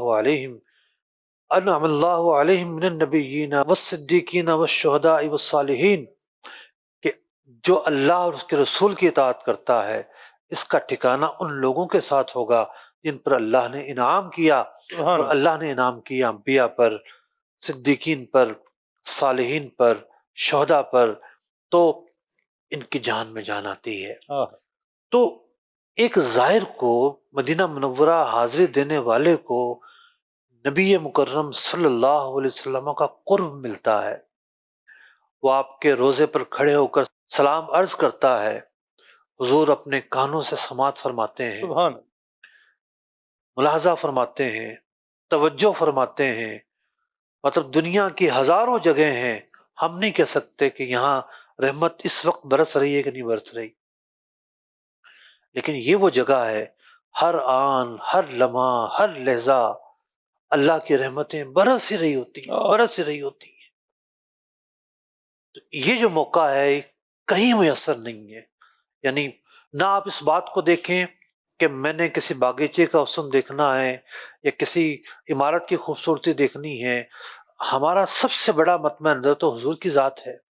ہم مدینہ منورہ کی جس چیز کو بھی پسند کرتے ہیں، وہ خاک ہو، وہ خار ہو، وہ تار ہو، وہ خار ہو، وہ صحرا ہو، مٹی ہو، شجر و حجر ہو، حضور کی نسبت سے پسند کرتے ہیں، حضور کی نسبت سے ان سے محبت کرتے ہیں کہ یہ وہ گلیاں ہیں جہاں حضور گزرے تھے۔ شاعر نے کہا ہے نا کہ عرصہ ہوا طیبہ کی گلیوں سے وہ گزرے، اگر سنا دیں تو عرصہ ہوا طیبہ کی گلیوں سے وہ گزرے، عرصہ ہوا طیبہ کی گلیوں سے وہ گزرے ہیں، اس وقت بھی گلیوں میں خوشبو ہے پسینے کی۔ حضرت سر پہ ایک اور مقام پہ لکھا ہے، آپ فرماتے ہیں عنبر زمین عبیر ہوا مشک تر غبار، ادنا سی یہ شناخت تیری راہ گزر کی ہے۔ اور ایک اور مقام پہ لکھا ہے، آپ فرماتے ہیں کیا مہکتے ہیں مہکنے والے، کیا مہکتے ہیں مہکنے والے، بو پہ چلتے ہیں بھٹکنے والے۔ اللہ اکبر، اللہ اکبر۔ آج بھی جو زائر مدینہ منورہ میں حاضر ہوتا ہے، فضا سے اس کو اندازہ ہو جاتا ہے کہ میں الگ دنیا میں آ گیا ہوں۔ ایک مہکی مہکی فضا ہوتی ہے، ایک پر نور فضا ہوتی ہے، پر کیف فضا ہوتی ہے، کہیں بھی بوجھل پن نہیں ہے، اطمینان ہے، راحت ہے، سکون ہے، سکینہ ہے۔ پورے مدینہ منورہ کی آبادی ایک الگ اس کے اندر اطمینان نظر آتا ہے۔ سبحان اللہ۔ وہاں کے لوگوں میں عجب محبت نظر آتی ہے، عجب مسکراہٹ نظر آتی ہے، عجب پیار نظر آتا ہے۔ مطلب میں نے تو دنیا میں کہیں نہیں دیکھا کہ کوئی آ کے آپ کا بازو پکڑ رہا ہو، آؤ افطار ہمارے ساتھ کر لو، ایک کہتا نہیں آپ ہمارے ساتھ بیٹھ جاؤ۔ تو ایک عجب محبت ہے۔ آج بھی یہ جو محبت ہے لوگوں کی، نبی اکرم علیہ الصلوۃ والسلام کی برکات کا صدقہ ہے، تو یہ شہر محبت ہے، شہر امن ہے، شہر رحمت ہے، شہر برکات ہے۔ مدینہ منورہ کہ جتنی آپ تعریف بیان کریں کم ہے، اس لیے کہ اللہ کے محبوب علیہ الصلوۃ والسلام کا شہر ہے۔ کیا یہ بات کم ہے کہ ایک وہ شہر کہ جو بیماریوں کا مرکز تھا، یثرب کہا جاتا تھا، اگر حضور مکے میں ہی تشریف فرما ہوتے اور ہجرت نہ فرماتے تو کہنے والا کہہ سکتا تھا کہ یہ جو مکہ شہر ہے حضرت ابراہیم علیہ السلام سے نسبت ہے، حضرت آدم علیہ السلام سے نسبت ہے، فلاں فلاں انبیاء سے نسبت ہے، اس میں حضور کو کیا خصوصیت؟ اللہ تعالیٰ نے اپنے محبوب علیہ الصلوۃ والسلام کو ہر اعتبار سے ممتاز کیا ہے، آپ کی شان و شوکت دکھائی ہے، آپ کے جلوے دکھائے ہیں، آپ کی حقیقت اگرچہ کہ پوری طور پر تو عیاں نہیں ہوئی لیکن اس کے بہت سارے پہلو نمایاں ہوئے۔ اس مدینے میں جب حضور جاتے ہیں ساری بیماریاں جاتی رہتی ہیں۔ حضور فرماتے ہیں اے بیماریاں جوفا چلے جاؤ، بلاؤں کو جوفا بھیج دیتے ہیں۔ مدینہ شہر شفا بن جاتا ہے، یہاں کی مٹی خاک شفا بن جاتی ہے۔ نبی اکرم علیہ الصلوۃ والسلام پہلی مرتبہ جب مدینہ منورہ میں قدم رنجا فرما رہے ہیں، بچیاں استقبال کر رہی ہیں، طلع البدر علینا کی صدائیں ہیں، طلع البدر علینا من ثنیات الوداع وجب الشکر علینا ما دعا للہ داع۔ یہ کلام پڑھ کر استقبال کیا جا رہا ہے، اور کتابوں میں لکھا ہے کہ 12 ربیع الاول کی تاریخ تھی۔ حضور مدینہ منورہ میں داخل ہوتے ہیں۔ حضرت انس بن مالک فرماتے ہیں، بخاری شریف کی حدیث ہے کہ جس دن حضور علیہ الصلوۃ والسلام مدینہ منورہ میں داخل ہوئے ہیں، اس دن سے بڑھ کر روشن دن ہم نے آج تک نہیں دیکھا۔ اللہ اکبر، اللہ اکبر۔ مطلب جب سورج نکلتا ہے تو دیے جو ہیں پھیکے پڑ جاتے ہیں، بلب پھیکے پڑ جاتے ہیں، یہ جو اسٹیڈیم ہوتے ہیں بڑی بڑی سرچ لائٹیں لگا کر روشن کیا جاتا ہے، وہ ساری سرچ لائٹیں بھی پھیکی پڑ جاتی ہیں، سورج کی روشنی اتنی زیادہ ہوتی ہے۔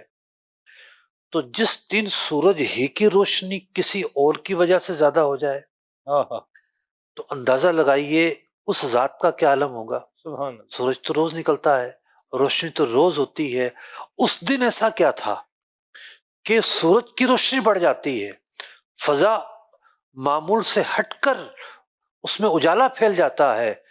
بات یہ ہے کہ اللہ تعالیٰ کے حبیب صلی اللہ علیہ وسلم کی ذات پر 70,000 سے زیادہ پردے ہیں۔ کبھی کبھی ایسا ہوتا ہے کوئی ایک پرت ہٹا دی جاتی ہے یا اس پرت کا بھی کوئی ایک آدھ جلوہ ہٹا دیا جاتا ہے تو پھر نظارے ہی الگ ہوتے ہیں۔ سبحان اللہ۔ وہ حدیث ہے نا، جسے امام سیوطی نے خصائص میں، امام ابن عساکر نے تاریخ دمشق میں نقل کیا کہ حضرت عائشہ رضی اللہ تعالیٰ عنہ کپڑا سی رہی ہیں، سوئی گر جاتی ہے، اندھیری کی وجہ سے سوئی نہیں مل رہی، حضور تشریف لاتے ہیں، کمرہ منور ہو جاتا ہے اور اس کی روشنی میں گمی ہوئی سوئی انہیں مل جاتی ہے۔ سبحان اللہ۔ بعض اوقات حضور گفتگو فرماتے تو دندان مبارک سے شعائیں نکلتی واہ جی واہ۔ اور در و دیوار ان شعاؤں سے روشن ہو جایا کرتے تھے۔ سبحان اللہ۔ تو اللہ تعالیٰ کے جو حبیب ہیں جب مدینہ منور آتے ہیں تو اس پورے شہر کو فیضیاب فرما دیتے ہیں، پہلے دن فیضیاب فرما دیتے ہیں۔ سبحان اللہ۔ اور آج تک آپ وہاں تشریف فرما ہیں۔ ہم قطعاً یہ عقیدہ نہیں رکھتے کہ انبیاء کو موت نہیں آتی۔ نبی اکرم علیہ الصلوۃ والسلام نے بھی پردہ فرمایا، اور یہ جو جام تھا جسے موت کہا جاتا ہے، یہ جام سب نے پینا ہے، حضور نے بھی دنیا سے پردہ فرمایا، لیکن نبی کی جو حیات ہے وہ حیات جاویدانی ہے۔ حضور فرماتے ہیں کہ اللہ نے حرام کر دیا ہے زمین پر کہ وہ انبیاء کے جسموں کو نقصان پہنچائے۔ انبیاء اپنی قبروں میں حیات ہوتے ہیں، زندہ ہوتے ہیں۔ مسلم شریف کی حدیث ہے، حضور معراج پر تشریف لے جا رہے ہیں، آپ فرماتے ہیں کہ میں نے حضرت موسیٰ علیہ السلام کو اپنی قبر میں نماز پڑھتے ہوئے دیکھا۔ زندہ تھے جب بھی نماز پڑھ رہے تھے نا۔ پھر معراج کا واقعہ کیا ہے؟ امام الانبیاء کہلائے آپ، انبیاء تشریف لاتے ہیں، آپ امامت کرتے ہیں، زندہ ہیں تو تشریف لائے ہیں نا۔ پھر فلاں نبی سے ملاقات ہوئی، فلاں سے ہوئی، فلاں سے ہوئی، تو حضور اکرم علیہ الصلوۃ والسلام اپنی قبر انور میں زندہ ہیں، سبحان اللہ۔ وہاں تشریف فرما ہے۔ یہی وجہ ہے کہ پوری کی پوری روئے زمین ایک طرف، سب سے افضل ترین حصہ وہ ہے جو حضور اقدس صلی اللہ علیہ وسلم کے جسد اقدس سے ملا ہوا ہے۔ روئے زمین کا سب سے افضل حصہ ہے حضور اکرم علیہ السلام کا یہ حجرہ مبارکہ۔ ظاہر بار بار جاتا ہے، سلام عرض کرتا ہے، حضور صلی اللہ علیہ وسلم کا سامنا کرتا ہے، شفاعت طلب کرتا ہے، اللہ کی بارگاہ میں معافی طلب کرتا ہے، لوگوں کا سلام کہتا ہے۔ یہ سعادتیں، یہ مواقع، یہ جو خوش نصیبیاں ہیں، یہ کہاں میسر ہیں؟ یہ تو خواب ہوتا ہے۔ جب بندہ مدینہ منورہ جاتا ہے وہ سوچتا ہے میں کوئی خواب تو نہیں دیکھ رہا، کیا میں واقعی مدینہ منورہ میں ہوں؟ اور جب وہاں سے آ جاتا ہے تو پھر یہ سوچتا ہے کیا میں کوئی خواب دیکھ رہا تھا کہ بس اچانک سے ختم ہو گیا۔ مر ہی جاؤں میں اگر اس در سے جاؤں دو قدم، مر ہی جاؤں میں اگر اس در سے جاؤں دو قدم، بچے بیمار غم قربے مسیحا چھوڑ کر کیا بچے بیمار ہم قرب مسیحا چھوڑ کر اور مر کے جیتے ہیں جو ان کے در پہ جاتے ہیں حسن مر کے جیتے ہیں جو ان کے در پہ جاتے ہیں حسن اور جی کے مرتے ہیں جو آتے ہیں مدینہ چھوڑ کر جی کے مرتے ہیں جو آتے ہیں مدینہ چھوڑ کر. اور اس بارگاہ میں حاضری کا شوق کس کس کو ہے؟ حسن رضا خان رحمۃ اللہ علیہ اسی کلام کے ایک شعر میں جو ہے وہ فرما رہے ہیں کہ بے لقائے یار اور ان کو چین آ جاتا گر بے لقائے یار ان کو چین آ جاتا اگر تم بار بار آتے نہ یوں جبریل سدرا چھوڑ کر بار بار آتے نہ یوں جبریل سدرا چھوڑ کر سیر گلشن کون دیکھے دشت طیبہ چھوڑ کر سوئے جنت کون جائے در تمہارا چھوڑ کر. تو مدینہ منورہ کی حاضری مختصر سی حاضری ہوتی ہے. کوشش کیجئے کہ جتنا وقت میسر آ سکے مسجد نبوی شریف میں گزاریں، نمازیں وہیں پڑھیں. جتنا وقت میسر آ سکے مسجد نبوی شریف میں گزاریں، قرب محبوب علیہ السلام میں گزاریں. ظاہر نصیب ریاض الجنہ میں آپ کی حاضری ہو، ورنہ مسجد نبوی کا جو قدیم حصہ ہے اس میں آپ حاضر رہیں. پشت اطہر کے پیچھے بڑا ہی مبارک حصہ ہے، وہاں حاضری ہو. تصور کرتے رہیں کہ بس میں یہیں رہوں، یہیں زندگی گزرے اور یہیں بس وقت تمام ہو جائے. کبھی روزے سے منبر تک، کبھی منبر سے روزے تک، ادھر جاؤں ادھر جاؤں، اسی حالت میں مر جاؤں. کبھی روزے سے منبر تک، کبھی منبر سے روزے تک، کبھی روزے سے منبر تک، کبھی منبر سے روزے تک، ادھر جاؤ ادھر جاؤ، اسی حالت میں مر جاؤ. ادھر جاؤ ادھر جاؤ، اسی حالت میں مر جاؤ. الہی روضۂ خیر البشر پر میں اگر جاؤں، الہی روضۂ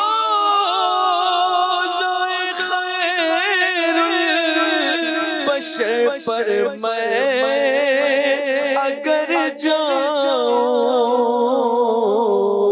تو ایک سجدہ کروں ایسا کہ غستی سے گزر جاؤں۔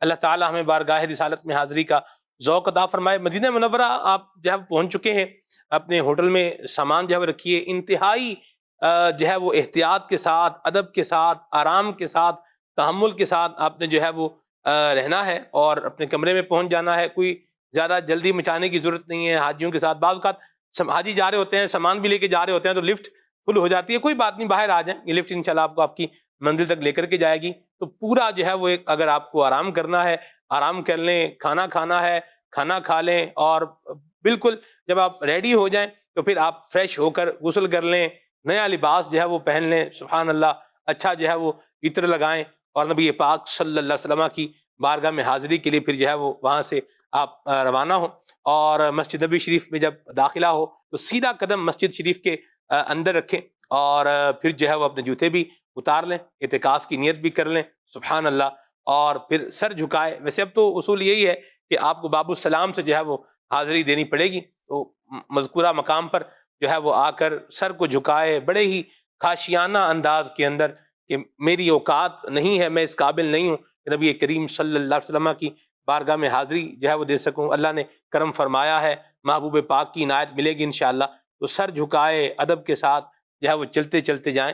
مسجد کے نقش و نگار کو دیکھنے کی بجائے، فانوسوں کو دیکھنے کی بجائے، پنکھوں کو، لائٹوں کو اور ادھر ادھر جو ہے وہ دیکھنے کی بجائے سر جھکائے، سراپا ادب کی تصویر بنے، نبی کریم صلی اللہ علیہ وسلم پہ درود پاک پڑھتے ہوئے جو ہے وہ آپ نبی کریم صلی اللہ علیہ وسلم کی سنہری جالیوں کی جانب جو ہے وہ بڑھتے چلے جائیں۔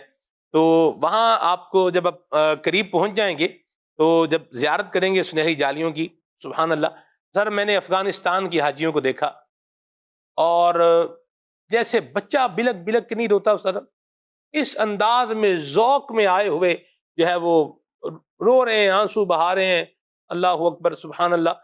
ذوق کے بھی اپنے اپنے جو ہے وہ انداز ہیں، بہرحال خاشیانہ انداز میں، ذوق والے انداز میں، ادب والے انداز میں ہم نے جو ہے وہ حاضر ہونا ہے۔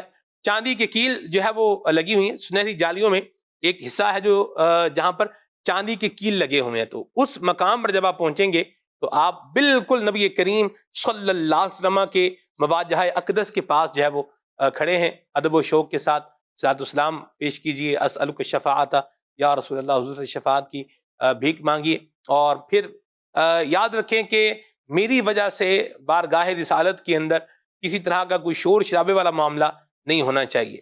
تو اگر آپ دیکھتے ہیں کہ میں اگر رکا رہوں گا تو کوئی شور ہوگا، یہاں اس طرح کا معاملہ ہوگا، تو پھر آپ جو ہے وہ تھوڑا ہٹیں، اور پھر جو ہے وہ صدیق اکبر ان کی بارگاہ میں سلام پیش کریں، پھر جناب فاروق اعظم رضی اللہ تعالیٰ کی بارگاہ میں سلام پیش کر کے اب آپ باب البکی سے کیا ہے الٹے قدم باہر آئیں گے، تو سبحان اللہ، جتنا ادب اختیار کریں گے اتنی انشاءاللہ الکریم اس کی برکتیں آپ کو ملیں گی۔ تو یوں حاضری دینی چاہیے۔ حضرت حجت الاسلام حامد رضا خان رحمۃ اللہ تعالی علیہ نے بڑی پیاری بات کہی ہے، آپ فرماتے ہیں، حضور روضہ ہوئے جو حاضر تو اپنی سج دھج یہ ہوگی حامد حمیدہ سر آنکھ بند لب پر میرے درود و سلام ہوگا۔ اس انداز میں بندہ جو ہے وہ جائے۔ سر ہم تو دیکھتے ہیں لوگوں نے موبائل فون جو ہے وہ اٹھائے ہوئے ہیں، دائیں بائیں دیکھ رہے ہیں، آگے پیچھے جو ہے وہ اپنی گردنیں گھما رہے ہیں، کیا کہیں گے اس انداز پہ آپ؟ دیکھیے، تربیت انسان کو سونا بنا دیتی ہے، اللہ تربیت کی کمی ہے۔ لوگ سمجھتے ہیں کہ ہم بس پہنچ گئے، تو ایسا تو تصور بھی نہیں تھا کسی کا کہ یوں بجائے اس کے کہ آپ کا دل یہاں متوجہ ہو، یہاں متوجہ ہو، موبائل کی طرف متوجہ ہو، تو یہ تو وہ بارگاہ ہے کہ جہاں فرشتے آنے کے لیے تڑپتے ہیں، تو وہ بارگاہ ہے کہ جہاں بلند آواز کی اجازت نہیں ہے، لا ترفعوا اصواتکم واضح طور پر فرما دیا ہے. یہ تو وہ بارگاہ ہے کہ اس بارگاہ کے آداب قرآن نے بیان کیے ہیں. تو یہاں تو خشوع خضوع درود و سلام، خمیدہ سر یعنی جھکی ہوئی گردن، نم آنکھیں، التجا بھرا دل، اللہ تمنائیں، شفاعت کی بھیک طلب کرنا کہ آقا آپ کی بارگاہ میں حاضر ہیں اور آپ شفاعت فرما دیں. خود کو ادنا سمجھنا ہے، خود کو عاجز سمجھنا ہے، اس در کا بھکاری سمجھنا ہے. تو یہ تو سعادتوں کی معراج ہوتی ہے. لیکن بس سیلفی کلچر نے بہت یہاں بدبختیاں پیدا کی ہیں. اس میں سے ایک بدبختی یہ بھی ہے کہ لوگ اس موقع کی بھی سیلفیاں بنا رہے ہوتے ہیں، اور توجہ پیارے آقا علیہ السلام کی طرف ایسا لگتا ہے ہم کسی کے دل کے حال نہیں جانتے. ہو سکتا ہے کسی نے ہاتھ اٹھایا ہوا ہے پھر بھی اس کی توجہ ہو، عین ممکن ہے. لیکن جو ظاہری کیفیت ہے وہ تو یہ بتاتی ہے کہ کمی آ چکی ہے، بہت کمی آ چکی ہے. حالانکہ بس یہ سمجھیے کہ دنیا سے کٹ کے صرف اور صرف بارگاہ رسالت کی طرف متوجہ ہونا ضروری ہے. ان کے سوا کسی کی دل میں نہ آرزو ہو، ان کے سوا کسی کی دل میں نہ آرزو ہو، ان کے سوا کسی کی دل میں نہ آرزو ہو، ان کے سوا کسی کی دل میں نہ آرزو ہو. دنیا کی غیر طلب سے بیگانہ بن کے جاؤ، دنیا کی غیر طلب سے بیگانہ بن کے جاؤ.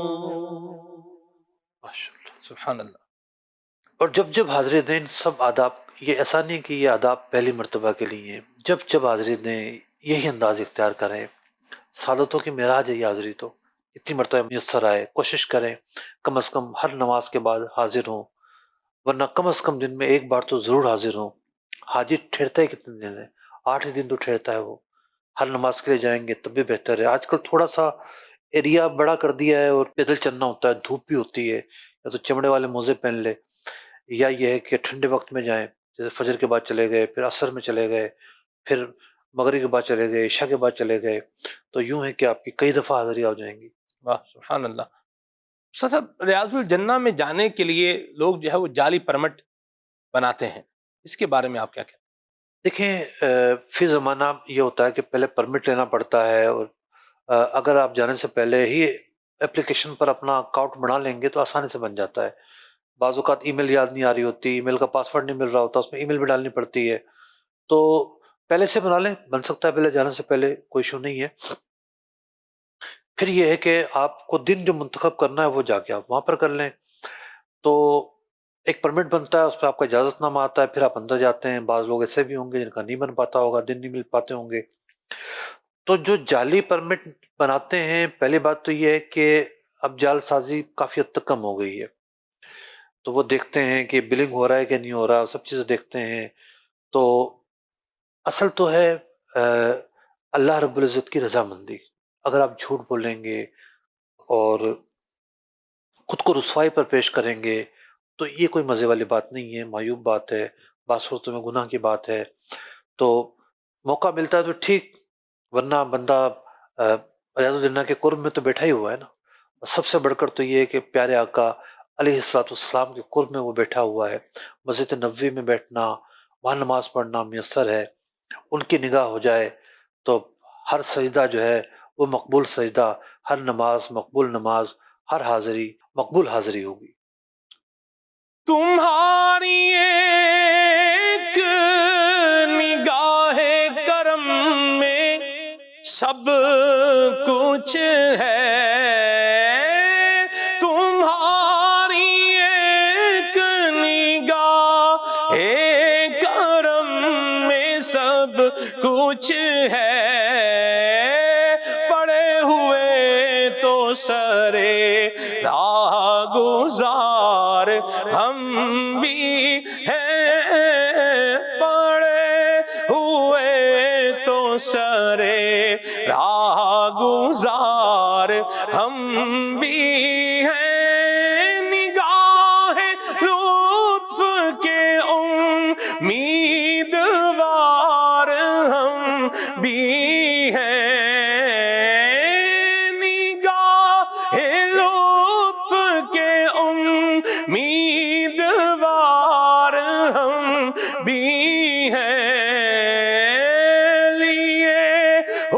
ہوئے تو دل بے قرار ہم بھی ہیں، لیے ہوئے تو دل بے قرار ہم بھی ہیں۔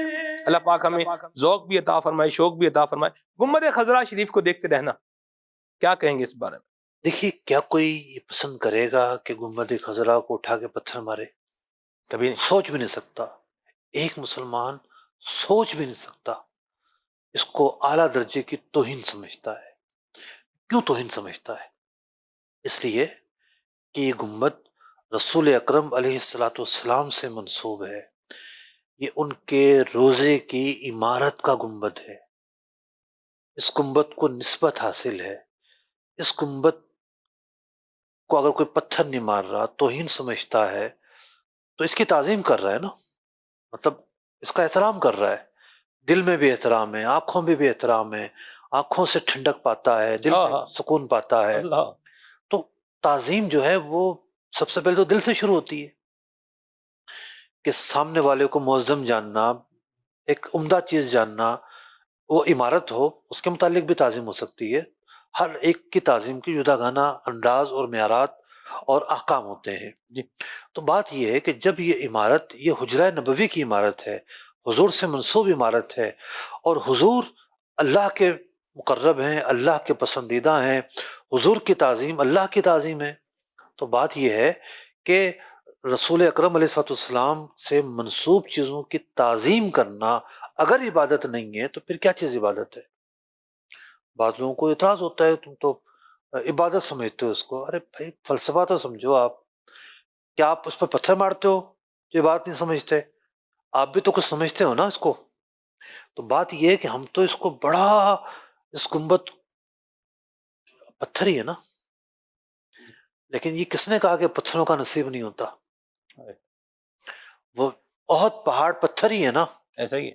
لیکن کیا نصیب پایا اس احد پہاڑ نے؟ کیا نصیب پایا حجر اسود نے؟ سبحان اللہ، آخر وہ بھی تو پتھر ہی ہے۔ صحیح ہے۔ کیا نصیب پایا ان چٹانوں نے جو عرفات کے میدان میں ہیں؟ کیا نصیب پایا ان چٹانوں نے کہ جو صفا اور مروہ میں ہیں؟ بات یہ ہے کہ یہ جو پتھر ہے، یہ جو عمارت ہے، یہ قبہ نبوی ہے۔ حضور اکرم علیہ الصلوۃ والسلام کے حجرہ مبارک پر نصب ایک گنبد ہے، تو جب تک یہ نصب ہے، ہماری آنکھوں کی ٹھنڈک ہے، ہمارے دل کا چین ہے، ہمارے دل کا قرار ہے۔ ہم جب اس کو دیکھتے ہیں تو دراصل ہمیں حضور کی یاد آتی ہے کہ حضور اس کے نیچے تشریف فرما ہے، سبحان اللہ، کتنا خوش نصیب پتھر ہے۔ اس کی خوش نصیبی پر ہم رشک کرتے ہیں۔ آخر بے جان چیزیں جو ہیں، وہ جو تنا تھا جس پر سہارا لگا کر حضور خطبہ دیا کرتے تھے، آخر اللہ نے اس کو بھی تو زبان عطا کی تھی، اور جب وہ جدا کر دیا گیا اس نے رونا شروع کر دیا۔ اس طرح رویا، صحابہ فرماتے ہیں جس طرح بچہ رویا کرتا ہے۔ اللہ تعالیٰ نے قوت گویائی اسے دے کر ہمیں بتا دیا کہ یہ جو جامد چیزیں ہیں، بے جان چیزیں ہیں، جب نبی کی نسبت ہو جائیں یہ بھی معظم ہو جاتی ہیں، بابرکت ہو جاتی ہیں، یہ بھی شان والی ہو جاتی ہیں، شرف والی ہو جاتی ہیں۔ تو کیا وجہ ہے کہ ہم پسند کرتے ہیں کہ اس کنویں پر جائیں جہاں حضور تشریف لے گئے تھے، اس کنویں سے پانی پئیں جس کا پانی حضور نے پیا ہے، کیونکہ نسبت دیکھی جاتی ہے، اس کی کوئی محبت ہمارے دل میں، ہم اس کو کوئی سجدہ تھوڑی کرتے ہیں، ہم اس کو کوئی قابل عبادت تھوڑی سمجھتے ہیں۔ محبت کے درجے ہوتے ہیں، ایک محبت آپ ماں باپ سے بھی کرتے ہیں، ایک محبت آپ رسول سے بھی کرتے ہیں۔ کیا یہ دونوں محبتیں برابر ہو سکتی ہیں؟ محبت کے زاویے ہوتے ہیں، اینگلز ہوتے ہیں۔ تو گنبد خضرا سے جو ہماری محبت کا زاویہ ہے وہ اس اعتبار سے ہے کہ اس جگہ کو قرب حاصل ہے۔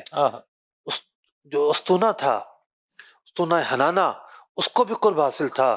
یہ جو مختلف ستون ہیں، یہاں نماز پڑھو، یہاں نماز پڑھو، یہاں نماز پڑھو، پتھروں کے بعد نماز پڑھ رہے ہیں نا آپ تو جی، جو مسجد نبوی کے مختلف ستون ہیں، جی، آپ نے کہاں نماز پڑھی؟ پتھروں کے بعد نماز پڑھی۔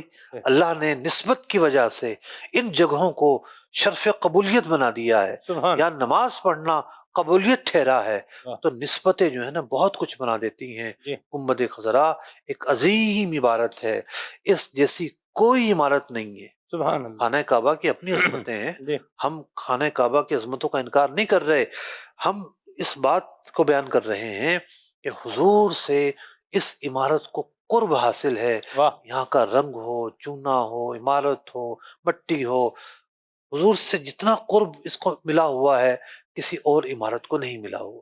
حضرت امام اہل سنت نے لکھا ہے، فرماتے ہیں محبوب رب عرش ہے اس سبز قبہ میں، گنبد خضرا، واہ واہ۔ محبوب رب عرش ہے اس سبز قبہ میں، پہلو میں جلوہ گاہ عتیق و عمر کی ہے، سعدین کا قیران ہے پہلو ماہ میں، سعدین کا قیران ہے پہلو ماہ میں،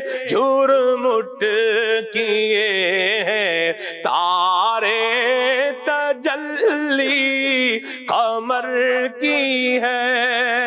سبحان اللہ۔ استاد صاحب کتنی مرتبہ حاضری دی جائے بارگاہ رسالت میں؟ دیکھیے، اطمینان بھی دیکھا جائے کہ خود کو بعض اوقات تیار کرنا پڑتا ہے، پریپریشن کرنی پڑتی ہے صحیح۔ کہ یہ نہ ہو کہ میں جاؤں تو میری حاضری جو ہے وہ غفلت والی حاضری ہو۔ تو بعض اوقات یہ ہوتا ہے کہ اعتدال بھی سامنے رکھنا ضروری ہوتا ہے، ورنہ دل تو کہتا ہے کہ اس در سے ہی نہ جائے بندہ، ہٹے ہی نہ وہاں۔ تو یہ جو علماء نے لکھا ہے کہ ہر نماز کے بعد حاضر ہوتا رہے، یہ ایک اعتدال کا طریقہ ہے۔ صحیح۔ حضرت چینل کے ناظرین، آج کے پروگرام میں ہم آپ کو ایک ایسی ویڈیو دکھانے جا رہے ہیں کہ مسجد نبوی شریف میں پتھروں کا سینہ چیرتے ہوئے پانی نے جو ہے وہ ابلنا شروع کر دیا۔ یہ کون سی تاریخی جگہ ہے، کیا اس کی ہسٹری ہے؟